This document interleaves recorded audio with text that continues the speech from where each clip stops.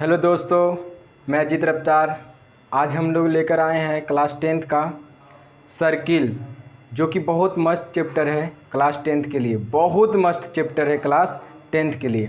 चलिए तो हम लोग आज स्टार्ट करने वाले हैं क्या, सर्किल, जो कि इस चैप्टर से करीब अच्छा क्वेश्चन आंसर आता है। ऑब्जेक्टिव के रूप में भी बहुत सारा क्वेश्चन आता है, इसलिए आज हम लोग इस वीडियो के माध्यम से सर्किल के आज बेसिक कॉन्सेप्ट पढ़ने वाले हैं। सर्किल के आज बेसिक कॉन्सेप्ट पढ़ने वाले हैं और मेरे वीडियो के अंत तक आप बने रहिए।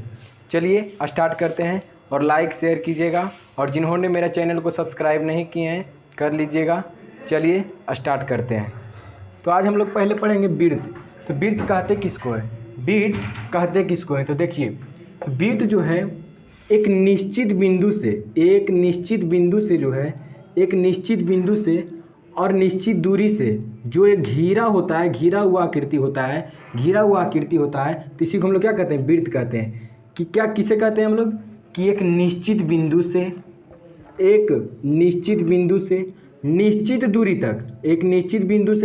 दूरी तक, और जो आकृति घिरा होता है, जो आकृति घिरा हुआ होता है, इसी को हम लोग क्या कहते हैं, वृत्त कहते हैं। तो इसी को हम लोग क्या कहते हैं, और ये हो गया निश्चित बिंदु जो है, ये निश्चित बिंदु है। ये निश्चित बिंदु को हम लोग क्या कहते हैं, ये निश्चित बिंदु को हम लोग क्या कहते हैं भैया, तो इसको हम लोग केंद्र कहते हैं। क्या बोलते हैं, इसको हम लोग केंद्र कहते हैं। इंग्लिश में इसको हम लोग सेंटर कहते हैं। इसको हम लोग इंग्लिश में क्या कहते हैं, सेंटर कहते हैं। और ये जो हमारे निश्चित दूरी है, निश्चित दूरी को हम लोग क्या बोलते हैं, इसको हम लोग बोलते हैं त्रिज्या।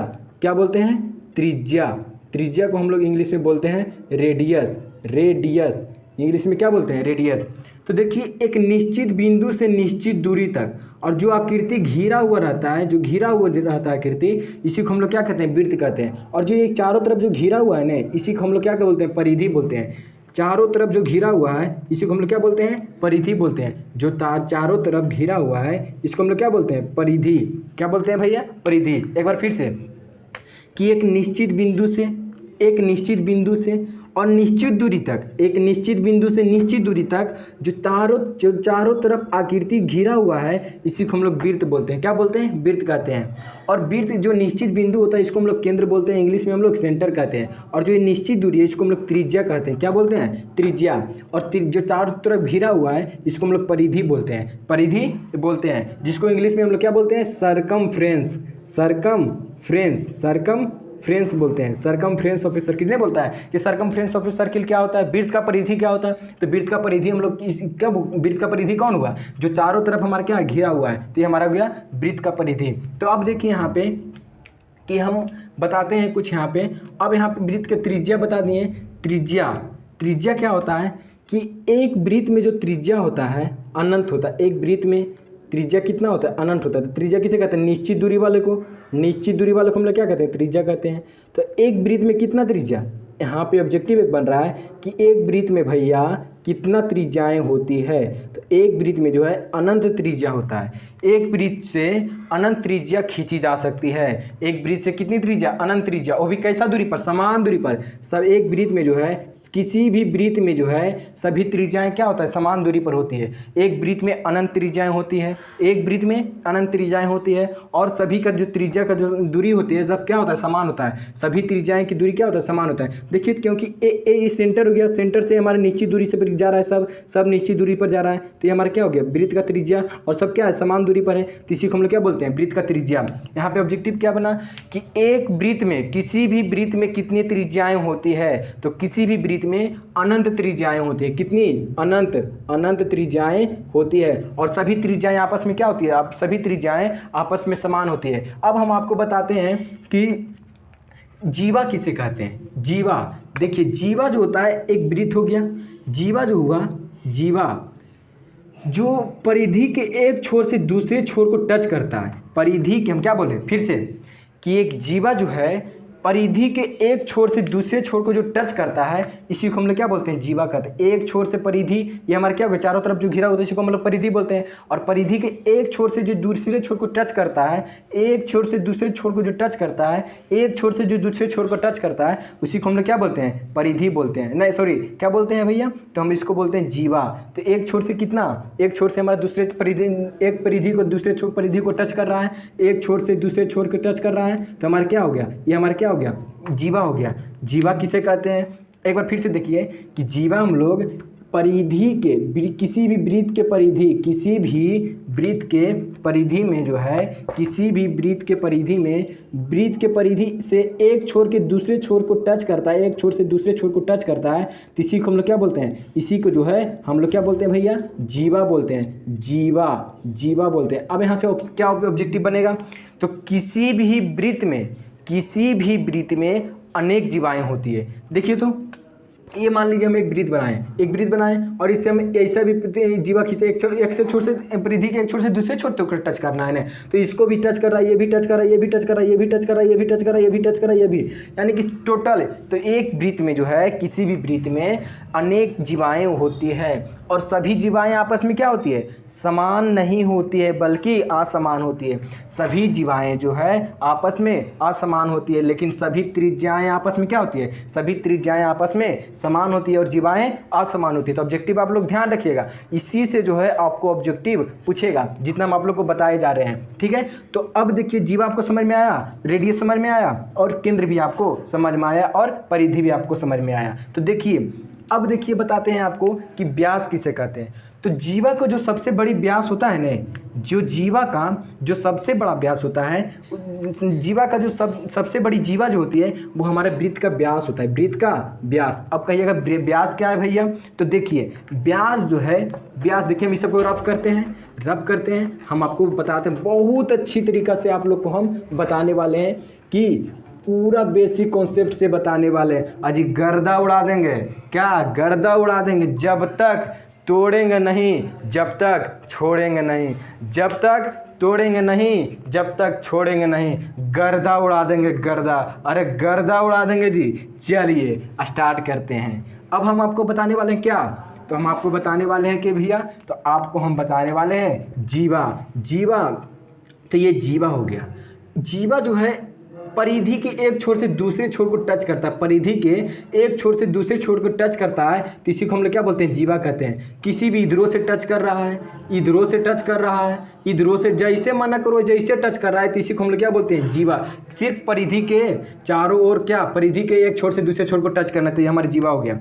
अब देखिए व्यास किसे कहते हैं, तो वृत्त का जो व्यास होता है ना, ये जो हमारा व्यास होता है, बीच में क्या होता है, केंद्र। हम आपको बताएं कि किसी निश्चित बिंदु से निश्चित दूरी तक जो घिरा हुआ, तो इसी को हम लोग वृत्त कहते हैं। तो बीच में जो छोटा बिंदुआ है, ये बिंदुआ है, कौन सी है, बिंदुआ। तो बीच में जो बिंदुआ, इसी को हम लोग केंद्र बोलते हैं। और परिधि के एक छोर से दूसरे छोर तक केंद्र से गुजरते हुए परिधि को एक छोर से दूसरे छोर को टच करता है, तो इसी को हम लोग क्या बोलते हैं, उसी को हम लोग वृत्त का व्यास बोलते हैं। वृत्त का व्यास बोलते हैं। कौन सी बोलो ये, वृत्त के व्यास बोलो ये, वृत्त के व्यास बोलो ये, कि समझ लो। देखो कि वृत्त के सेंटर को गुजरते हुए, परिधि के एक छोर से दूसरे छोर को सेंटर से गुजारते हुए, वृत्त के परिधि के एक सेंटर से गुजरते हुए, एक छोर से दूसरे छोर सेंटर से गुजरते हुए जो जाता है, उसी को हम लोग क्या बोलते हैं, तो व्यास बोलते हैं। व्यास क्या बोलते हैं भैया, तो व्यास बोलते हैं। समझ में आया। अब यहाँ पे ऑब्जेक्टिव क्या बना, तो किसी भी वृत्त में अनेक व्यास होता है, अनेक मतलब अनंत व्यास होता है। देखिए तो ये वृत्त हो गया, और यहाँ सेंटर से क्रॉस का गुजरता है, उसी को हम लोग क्या बोलते हैं, जो सेंटर से गुजरता है उसी को हम लोग वृत्त का व्यास बोलते हैं। इधरों से गुजर गया, सेंटर से गुजर रहा है, सब सेंटर से गुजरेगा, हमारा मन करे एन्ने सदरों से सिर्फ सेंटर से गुजरता है, तो इसी को हम लोग वृत्त का व्यास बोलते हैं। और व्यास को हम लोग इंग्लिश में क्या बोलते हैं, तो डायमीटर।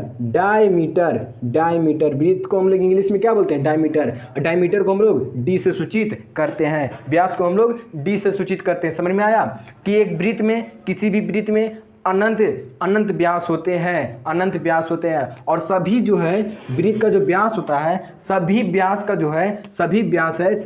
जो है आपस में क्या होता है, समान होता है, क्योंकि सब जो है एक निश्चित बिंदु से गुजर रहा है। एक निश्चित बिंदु से गुजर रहा है और सेंटर से सब क्रॉस हो रहा है, इसलिए हमारा क्या, सभी जो हमारे वृत्त का व्यास है आपस में क्या, इक्वल है। तो आपको समझ में आया कि वृत्त का व्यास किसे कहते हैं, वृत्त का जीवा किसे कहते हैं, रेडियस क्या होता है, सेंटर क्या होता है भैया, परिधि क्या होता है, तो ये सब हम आपको बताएं। अब यहाँ पे हम आपको नोट लिखते हैं, यहाँ पे क्या लिखते हैं, नोट लिखते हैं। यहाँ पे नोट आप लोग देखिएगा, इधर पर कौन चीज़ लिख दी है, VVI।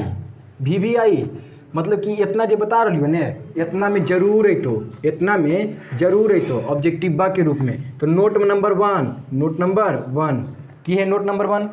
तो नोट नंबर 1 है कि किसी भी वृत्त में अनंत, कौन सी अनंत त्रिज्याएं होती है, त्रिज्याएं होती है, किसी भी वृत्त में अनंत त्रिज्याएं होती है। दूसरा नोट नंबर 2 कि सभी वृत्त की त्रिज्याएं, वृत्त की जो त्रिज्याएं होती है, वृत्त की त्रिज्याएं, कौन सी त्रिज्याएं आपस में क्या होती है, आपस में समान होती है, समान होती है।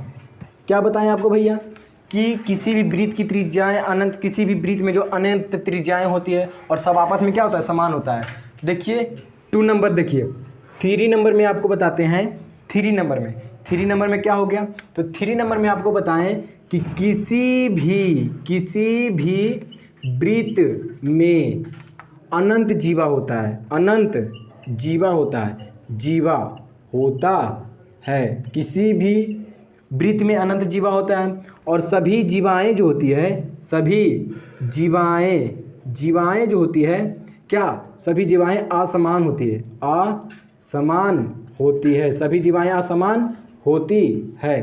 क्या, क्योंकि देखिए ये जो हम वृत्त पा रहे हैं और एक परिधि के एक छोर से दूसरे छोर को टच करता है, इसी को हम लोग जीवा कहते हैं। तो देखिए तो इधरों से टच करा, इधरों से टच करा, इधरों से, ये हमारा क्या हो गया, जीवाएं हो गया। और जीवाएं क्या होता है, देखिए तो ये वाला छोटे इधरे से टच कर दिया, कोई इधर से टच कर दिया और कोई हाथ से टच करा, तो सभी क्या है, समान है। ये तो बहुत बड़ा है, ये छोटा है, ये पूरे छोटा है, तो सब क्या होता है, सभी किसी वृत्त की जो जीवाएँ होती है आपस में असमान होती है। चलिए अगला बताते हैं आपको, अगला आपको बताते हैं चौथा नंबर में बताते हैं कि जो सबसे बड़ी जीवा होती है, वृत्त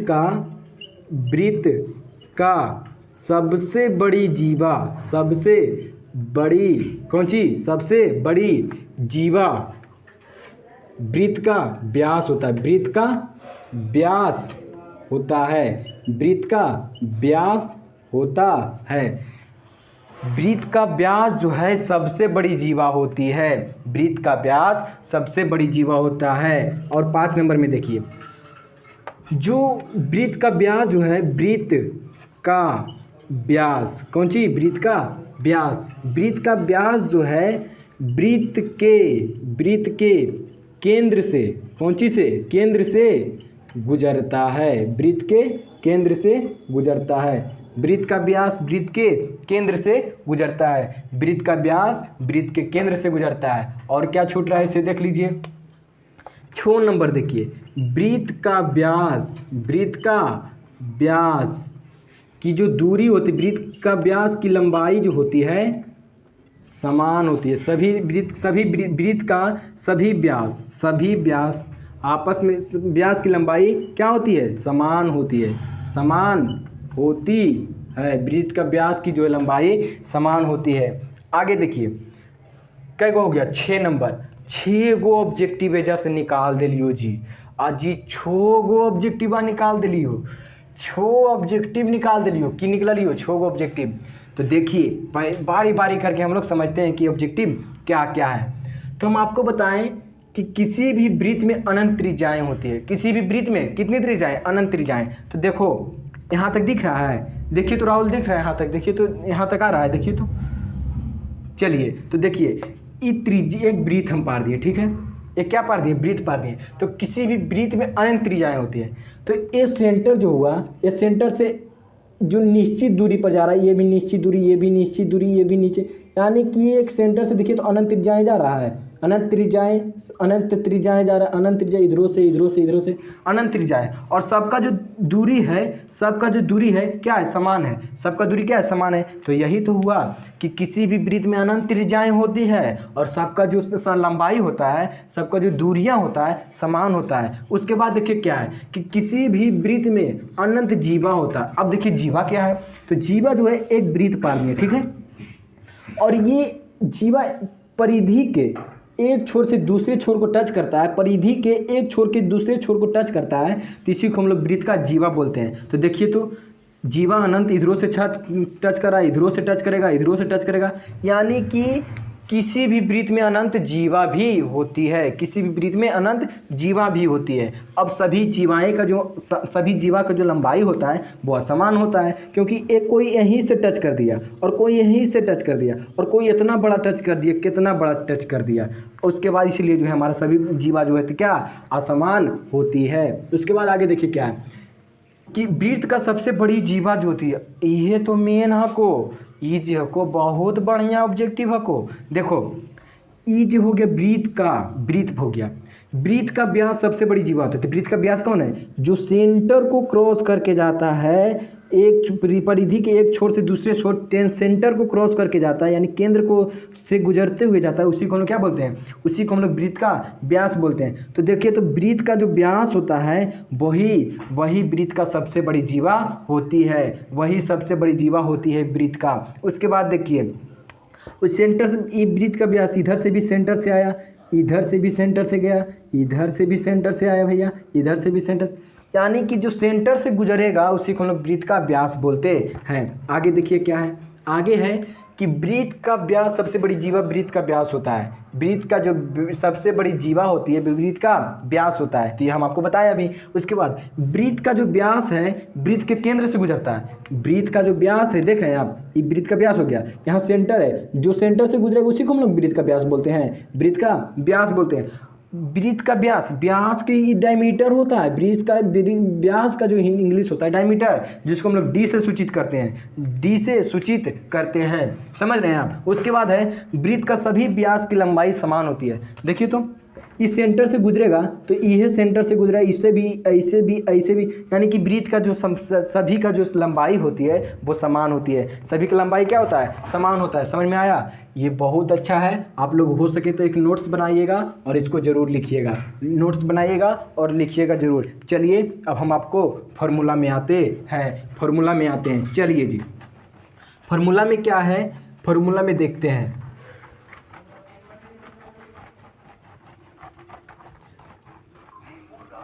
जो हम आप लोग को बता दिए, इससे अभी हम 6 ऑब्जेक्टिव बताएंगे। बहुत अच्छा ऑब्जेक्टिव इसमें हम बताएं आपको अभी, और इसको याद कीजिएगा। आप लोग याद करने की ज़रूरत है, हम तो सिखाइए दिलिए मर देते कर, सिखा दिलिए अच्छा से। चलिए हम आपको क्या बताते हैं, वृत्तों से संबंधित क्षेत्रफल, वृत्त का परिमाप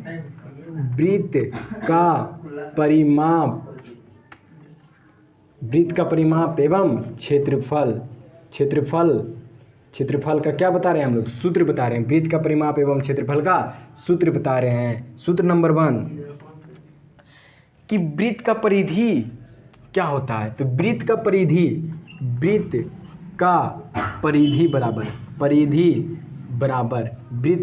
बराबर फॉर्मूला क्या होता है? तो वृत्त का परिधि बराबर होता है 2πr, जहाँ यहाँ लिख देते हैं, जहाँ पाई का मान होता है 22/7, इसको हम लोग पॉइंट में लाएंगे तो 3.14। ये के मान देलखिन हल, ये मान जे देलखिन हल, ये आर्यभट्ट देलखिन हल, के आर्यभट्ट देलखिन हल, आर्यभट्ट। पाई का मान 22/7, पाई का मान 22/7। अच्छा देखो तो हम आप लोग पढ़े होंगे वास्तविक एवं वास्तविक संख्याएं, जेकरा में पाई कौन ची है? पाई जो है अपरिमेय संख्या है और 22/7 जो है परिमेय संख्या। तो ये है पाई के मान 22/7, पॉइंट में लाएंगे तो 3.14 रखेंगे। चलिए वृत्त का परिधि बराबर 2πr, और हम आपको बताते हैं अर्धवृत्त का परिधि, अर्ध कौन सी? अर्धवृत्त की परिधि, अर्धवृत्त की परिधि। तो ये कौन सी वो है? तो अर्धवृत्त की परिधि बराबर होता है pi into r into pi plus 2, r into pi plus 2। कितना कर दे जानो कौन सी? पाई r। अर्धवृत्त का परिधि पाई r, ये ना हो तो ये गलत हो जीतो, ये कौन सी हो जीतो? गलत। इसलिए देखिए अर्धवृत्त का जो परिधि होता है r into pi plus 2, r into pi plus 2। अब उसके बाद तीसरा जो है आपका, तीसरा है आपका वृत्त का क्षेत्रफल वृत्त का क्षेत्रफल बराबर, तो वृत्त का क्षेत्रफल बराबर होता है आपका पाई आर स्क्वायर, वृत्त का क्षेत्रफल बराबर पाई आर स्क्वायर। और उसके बाद अर्धवृत्त का क्षेत्रफल बराबर, चौथा नंबर में भैया अर्धवृत्त का क्षेत्रफल बराबर, अर्धवृत्त का क्षेत्रफल बराबर होता है पाई आर स्क्वायर बटा 2। तो अर्धवृत्त का क्षेत्रफल क्या हुआ, अर्धवृत्त क्या हुआ, तो ये अर्धवृत्त जो हुआ ये आपका जैसे यहाँ हो गया, ये गोल का हुआ है, ये गोल का क्या हो गया, वृत्त हो गया। अब एजा से हमें काट देवे, एजा से एगो काट दिलिए तो ये हमारा क्या हो गया, अर्धवृत्त हो गया। ये हमारा क्या हो गया, अर्धवृत्त। ये क्या हो गया भैया, अर्धवृत्त। तो अर्धवृत्त का क्षेत्रफल क्या होता है, पाई आर स्क्वायर बटा 2। उसके बाद 5 नंबर देखिए, अर्धवृत्त का क्षेत्रफल हो गया। उसके बाद होता है वलय का क्षेत्रफल, वलय वृत्त का क्षेत्रफल बराबर। तो वलय वृत्त का क्षेत्रफल बराबर होता है आपका, जानते हैं क्या, तो यहाँ पर लिखेंगे पाई, कौन सी 2 pi into R, capital R का स्क्वायर माइनस स्मॉल आर का कैपिटल आर का स्क्वायर माइनस स्मॉल आर का स्क्वायर। तो हो गया आपका वलय वृत्त का क्षेत्रफल। समझ रहे हैं आप, जी समझ रहे लो जी। वलय का वृत्त का क्षेत्रफल 2 पाई इंटू आर का square minus capital small R का स्क्वायर। आगे देखिए, आगे हम आपको बताते हैं कौन सी बात हुई है, आगे हम आपको बताते हैं भैया। अब लोग इतनी फार्मूला को ना एगो हको छठा जो है चतुर्थांश का क्षेत्रफल, चतुर्थांश का वृत्त का चतुर्थांश का क्षेत्रफल बराबर होता है पाई आर स्क्वायर बटा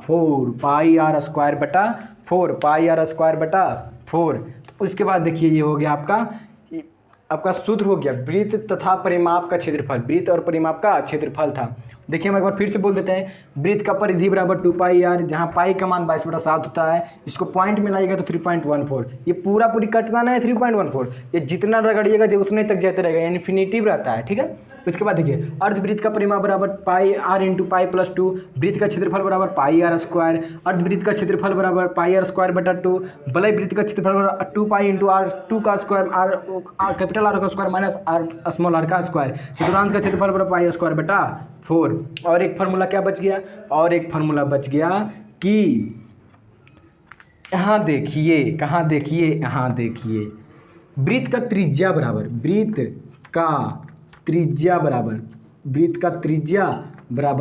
वृत्त का त्रिज्या बराबर होता है व्यास बटा 2, जिसको इंग्लिश डायमीटर में बोलते हैं d/2। व्यास का इंग्लिश क्या होता है, डायमीटर d/2। और उसके बाद 8 नंबर हम आपको बताते हैं वृत्त का व्यास बराबर, तो वृत्त का व्यास बराबर 2 इंटू त्रिज्या, जिसको हम लोग ब्रैकेट में लिखते हैं 2 इंटू रेडियस। तो ये आपका हो गया वृत्त तथा परिमाप का क्षेत्रफल हो गया। और इसका फार्मूला हो गया, इतना याद कीजिएगा। इसमें बहुत फार्मूला है, अभी त्रिज्या खंड का है, वृत्त खंड का है, मतलब कि अच्छा फार्मूला है इसमें, तो हम आपको बताएंगे। आज हम लोग मतलब कि एक्सरसाइज इसमें जो है 12.1 ईजी को एनसीईआरटी का 12.1 इससे जितना फार्मूला में आपका बन जाएगा। चलिए, लगता है हम लोग आज क्वेश्चन भी 1-2 कर लेते हैं। चलिए क्वेश्चन भी स्टार्ट करते हैं। अब क्वेश्चन भी स्टार्ट करते हैं, देखते हैं टाइम कितना हुआ है। इतना जो लिखा है ना आप लोग को बहुत महत्वपूर्ण है। और उसमें ऑब्जेक्टिव बताएं कि किसी वृत्त में अनंत त्रिज्याएं होती है, अनंत त्रिज्याएं में सभी त्रिज्याएं जो आपस में समान होती है, और पर किसी भी वृत्त में अनंत जीवा होती है, सभी जीवाएं आपस में असमान होती है, किसी भी वृत्त में अनंत व्यास होता है, सभी व्यास का जो दूरियां होती है समान होती है, और सबसे बड़ी जीवा का जो व्यास, सबसे बड़ी जीवा होता है वृत्त का व्यास जो है हमारा, वृत्त का व्यास जो है वृत्त का व्यास जो है सेंटर से गुजरते हुए जाता है, एक छोर से दूसरे छोर सेंटर को गुजरते हुए जाता है हमारा वृत्त का व्यास। समझ में आया? हाँ जी। चलिए अब हम लोग एक्सरसाइज करते हैं 12.1। 12 पॉइंट का एक क्वेश्चन शायद हो जाएगा। 12.1 का एक क्वेश्चन, एक दो क्वेश्चन करते हैं एक्सरसाइज 12.1। एक्सरसाइज से भैया, एक्सरसाइज से है, एक्सरसाइज आपका एनसीईआरटी बुक है। क्वेश्चन नंबर 1 हम लोग करते हैं। क्वेश्चन नंबर 1 करते हैं, देखते हैं टाइम कितना हुआ।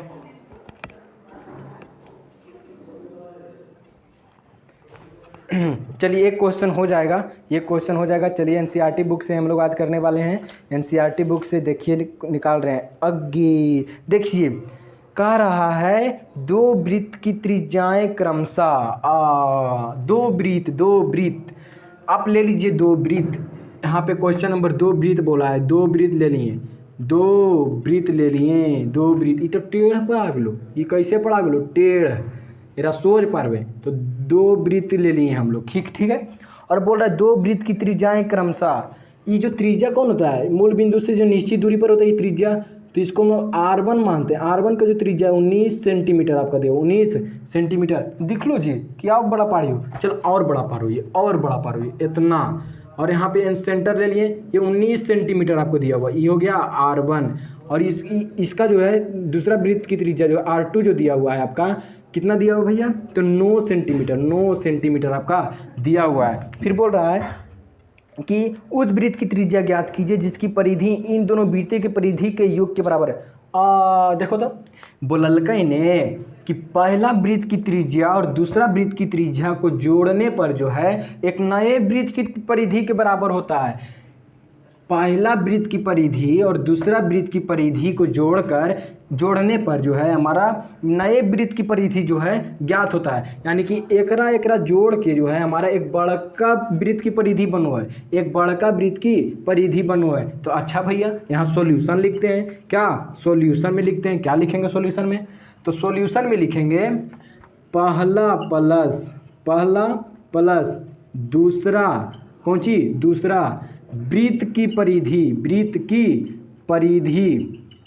इज इक्वल टू नए वृत्त की परिधि। क्वेश्चन में बोला है आपका कि पहला और दूसरा यानी कि दो वृत्तों को त्रिज्या को दो वृत्तों के परिधि को जोड़कर जो है एक नए वृत्त की परिधि का निर्माण होता है। तो देखिए पहला प्लस दूसरा कर दिए। अब यहाँ पे हम आपको बताएं अभी कि वृत्त का परिधि बराबर क्या होता है। तो कौन चीज़ से? लगा के फॉर्मूला। तो कौन चीज़ से भैया? तो सूत्र से। तो वृत्त का परिधि बराबर होता है आपका 2πr, जिसमें से 2πr R1 यहाँ लिख देते हैं और प्लस 2πr2 और वृत्त का परिधि होता है। तो वृत्त का परिधि क्या होता है? 2πr होता है। तो R1 प्लस R2 लिख दिए इज इक्वल टू 2πr, कौन सी? 2πr। तो अब देखिए अब देखिएगा यहाँ पे तो R1 का मान, तो R का मान क्या है? 19 सेंटीमीटर। तो 2π और 19 से R1 का मान कितना है भैया? तो 19 है, 19 सेंटीमीटर है। तो 19 लिख दीजिए, इंटू 19 कर दीजिए। क्या कर दीजिए? 19 कर दीजिए, इंटू 19 कर दीजिए, और नहीं तो इसे छोड़ दीजिए। ये 2πr है, 1 है और 2πr2 है। तो यहाँ पे देखिएगा तो 2π इसमें भी है, 2π इसमें भी है। 2π देखिए तो पहला वृत्त की त्रिज्या और वृत्त की परिधि और दूसरा वृत्त की परिधि को जोड़ने पर एक नए वृत्त की परिधि का निर्माण हो रहा है। तो देखिए तो हम लिख दिए। तो पहला वृत्त का परिधि 2πr होता है। तो एक को मान लिए R1 और एक को मान लिए R2। तो 2πr प्लस 2πr2 लिख दिए। और यहाँ पे 2π जो है हमारा कॉमन ले लेते हैं, 2π कॉमन ले लेते हैं क्योंकि इसमें भी 2π है और इसमें भी 2π। तो 2π कॉमन ले लिए, बच गया क्या? तो R1 और प्लस R2 बच गया, R1 प्लस R2 बच गया, R1 प्लस R2 बच गया। और बराबर क्या है? तो बराबर 2πr। तो अब देखिए, अब यहाँ से देखिए मान दे दीजिए। R1 का मान कितना है? 19 सेंटीमीटर। तो 2π और इंटू R1 का मान 19 और प्लस R2 का मान 9 सेंटीमीटर, ये दोनों जोड़ देंगे और बराबर 2πr। क्या है? 2πr है। दिख रहा है ना जी आपको। चलिए यहाँ तक 2 पाई आ रहा है। अब देखो कब देखो, अब देखो ई टू पाई से सटा सटी हो गलो, यानी कट गेलो। ई टू पाई क्या हो गया, कट गया, बच गया क्या आर। तो यहाँ लिखेंगे इसलिए, इसलिए इसलिए आर बराबर 19 प्लस 9 कितना होता है 18, और 19 प्लस 9 कितना होता है 28। तो 19 प्लस 9 आर बराबर 28 सेंटीमीटर आ गया। दिस इज खूबसूरत आंसर, दिस इज खूबसूरत आंसर। ये जो है हमार खूबसूरत आंसर आ गया। समझ में आया। केरम बोलल के हल, की बोलल के हल कि दो वृत्त लीजिए, दो वृत्त का आपका त्रिज्या दिया हुआ है, एक का हम मान लिए R1 दूसरा का मान लिए R2, और दोनों के वृत्तों के परिधि के जोड़बे ने तो एक नए वृत्त के परिधि के निर्माण हुआ है। दोनों वृत्त के परिधि के जोड़ने पर एक नए वृत्त के परिधि का निर्माण होता है। तो वृत्त का परिधि बराबर क्या होता है, तो वृत्त का परिधि बराबर होता है 2 पाई R। आप देखिए तो 2 पाई आर दोनों में जोड़ दिए, R1 प्लस R2 के मान दे दिए। यहाँ पे 2 पाई कॉमन था, कॉमन ले लिए, और बराबर नयिका परिवृत्त का परिधि। ठीक है, समझ रहे हैं आप, नयिका वृत्त का परिधि। अब देखिए कब देखिए, अब देखिए, अब यहाँ पे देखिए 2 पाई कॉमन लीजिएगा तो 2 पाई से इसमें भी है, 2 पाई इसमें कट गया। R1 प्लस R2 के मान देने पर आपका 28 आ रहा है। तो R का मान कितना आ गया भैया, तो R का मान आ गया 28 सेंटीमीटर। तो ये हो गया आपका वृत्त का क्षेत्रफल का एक्सरसाइज 12.1 का क्वेश्चन नंबर 1 हम लोगों ने ख़त्म किया। आज के लिए इतना ही। जितना भी हम आपको बताएं बेसिक कॉन्सेप्ट, फार्मूला, कुछ ऑब्जेक्टिव, नोट्सवा पे दीजिए भोटवा, नोट्सवा पे भोटवा दीजिए। तो आप लोग नोट्स को और फार्मूला को याद कीजिएगा। अगले दिन हम आप लोग से मिलते हैं, तब तक के लिए जय हिंद जय भारत, जय हिंद जय भारत, जय हिंद जय भारत।